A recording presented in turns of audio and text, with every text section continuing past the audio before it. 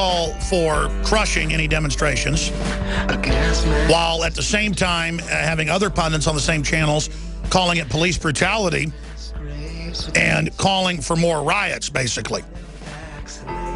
Again, it's full spectrum dominance with reporters being arrested in McDonald's, with people being tear gassed.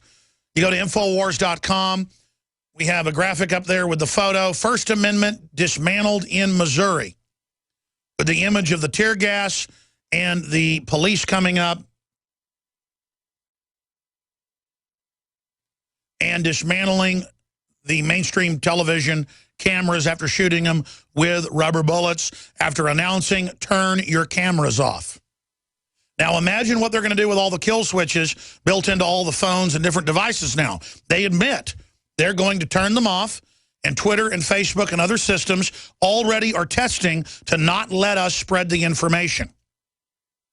That's why everyone has got to keep their old video cameras. Old tech is going to become very valuable in the future, as I've told people for a long time, because Trojan horses of social control premeditatedly are being put in everywhere.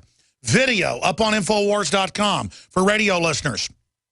Ferguson police tell reporters turn off cameras before attacking press with rubber bullets, flashbangs, and tear gas. Police concerned about flash mob violence based on horror movie.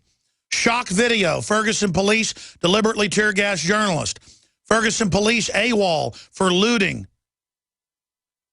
Out in force to crush First Amendment arrest journalist. Video. Ferguson riot police wound reporter in attack on protesters. Yeah, our headline should have been like the Washington Post when their people got attacked. Infowars reporters shot with rubber bullets, attacked. And we go to the man who was hit by rubber bullets and has big bruises from it. That's former Staff Sergeant Joe Biggs, who knows about crowd control and talked about yesterday. This is clearly to stir people up. The Justice Department is there running things, clearly wanting to stir things up like they got caught doing with Trayvon Martin. So I want to get his breakdown on what happened last night. And then Obama's going to pop in and speak. We'll cut to him once he starts. Then we're going to go to Jakari Jackson and others. Thank you for coming on, Joe Biggs. You were truly in wartime last night. I saw you saying that in your report. You've been in a lot of combat. What was it like for you to see this in America? Joe Biggs, Infowars.com in Ferguson, Missouri. We're actually standing right here where the battle took place last night. This is literally a war zone, or was a war zone last night. If you look around, there's a little triangle area right in the middle of the road. That's where we were standing when you could hear the turn off your cameras, stop recording, and then the vehicles approach us. Alex, I'm telling you right now, this clearly disappoints me to see this. I mean, I am nauseated at the psyop that they used on us. They are trying to take something and racially divide everybody. I mean, it was ridiculous. And then they were targeting journalists, purposely trying to find them and arrest them and take their footage. It was, I just don't even know what to say. I mean, this place still smells like tear gas because they gassed this place so bad. The cloud was for a mile back in either direction you went. It was just mind-blowing, explosions everywhere. Like when I was running around over here, and when the tear gas came at me, we got lost. I got separated from Josh and Jakari, and it was just complete and total chaos, just a battle. And I started running in a direction, and I made a mistake because I actually ran towards the riot police. And as I started going across the parking lot, they shot me right in the side over here. And if you want, you can kind of see some of the bruise right now. It's pretty tender and sore. And I was watching the live feeds last night like it was a made-for-TV movie or something at home on Infowars.com over Ustream and other systems. And,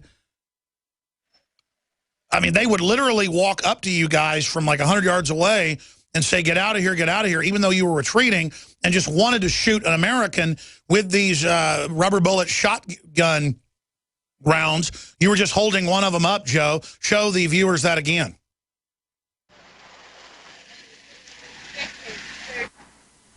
Describe.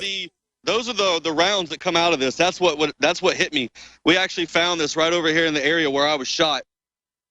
These are very hard rounds. I mean, it was very painful. I mean, it took me to my knees, and I hit the ground, and a bunch of the locals from the neighborhood ran over, grabbed me, and helped me up, and said, "Are you okay?" And as I was able to take in a breath, I got shot with gas again. And all I breathed in was just a full, fresh hit of gas. And I was just throwing up, crawling. And these guys are sitting there beating their shields, yelling, you know, they're just coming after us. And, you know, when I looked around, all I could see was smoke around me. I had no idea where I was. It was nuts just to see America look like Fallujah, Iraq. And the people were fine. People were protesting peacefully.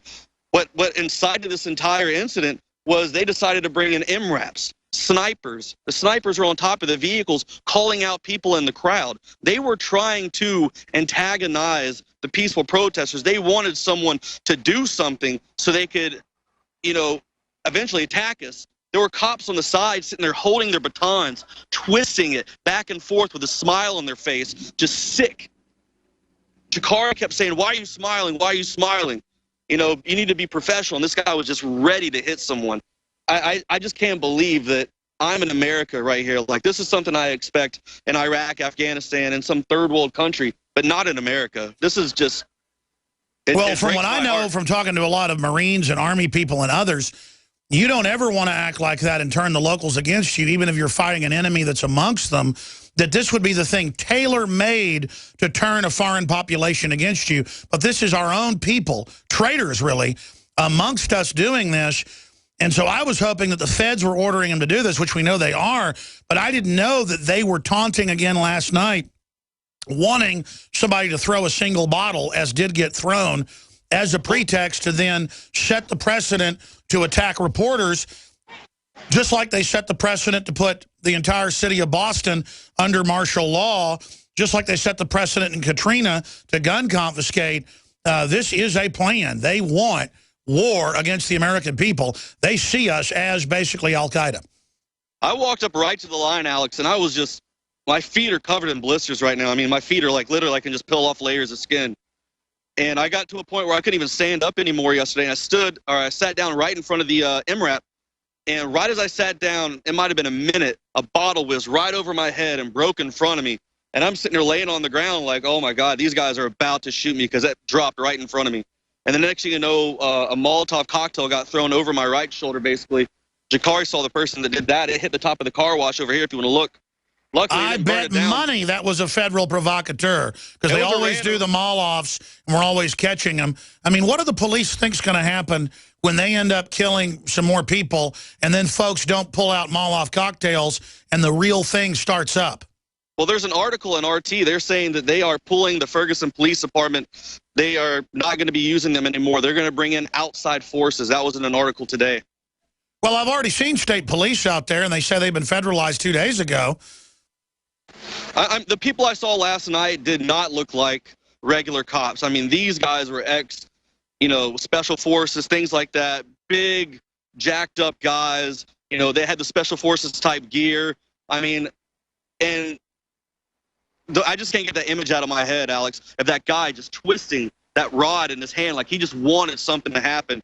And that's where the bottle actually busted, was right, like maybe feet from him, because people were tired of it. People kept coming over and saying, "Hey, why are you doing that? Get that smile off your face. You need to be professional." I mean, this is sick. And well, I mean, also at a fundamental level, it's the armored vehicles, the body armor, the tanks, the aiming the lasers at men, women, and children, the loaded guns. It's so cowardly. It'd be like watching an 800-pound gorilla beat up a 1-year-old baby. And then they're smiling about it. It's just so dishonorable. It's so cowardly. I got chased over here, and what happened is you can see a neighborhood back here off into the back.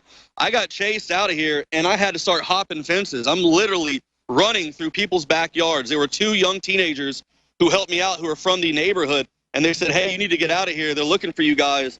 So I started hopping fences, and I'm running through, and I'm right in line with the MRAPs and the militarized police force going down the road.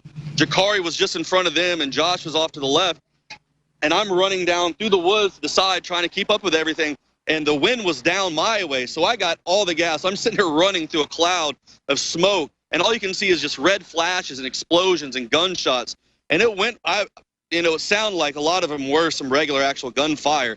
I mean, it was very intense. I mean, they killed another guy the other night, probably like the other fella. Well, they've all been shot in the back. That's what real men do. Did you guys act like this even in Iraq and Afghanistan? Because from what I know, that the military wanted to win those wars. They didn't want to do stuff that would start a bigger one. I mean, I'll tell you right now, I'd say 95% of the people I ever came across in the military, these are guys that were just there for beneficial reasons, like they wanted to go to college. They wanted to provide for their kids because they came from bad upbringings. They didn't have anything, and their only way to possibly have something in their life to look forward to was to join the military. They had big hearts. And these are people, when we were over there in Iraq and Afghanistan, they would sit there like, this stuff's not right, and if something was bad, they were like, I don't want any part of this.